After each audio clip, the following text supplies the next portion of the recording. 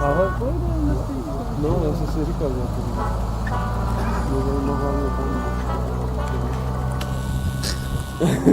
spatečka, klasický problém. Ty přes trojku. U Japonců řadit spatečku přes trojku. Jo, trojku vždycky, jo. Víš, jak vždycky, já už to mám naučené, trojku a jdeš na a hladce. Jo.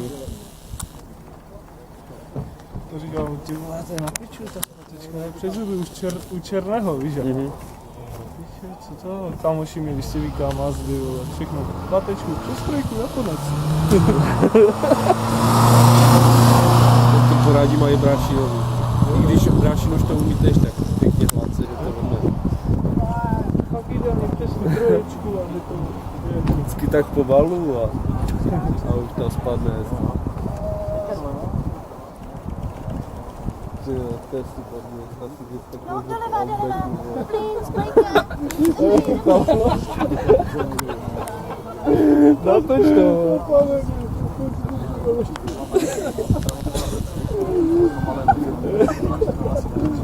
To není možné.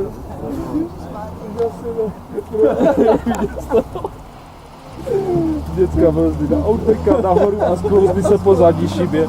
Vylezl a znova. Úzas. Nedívej se na něj. Zapíráš, to je jasný.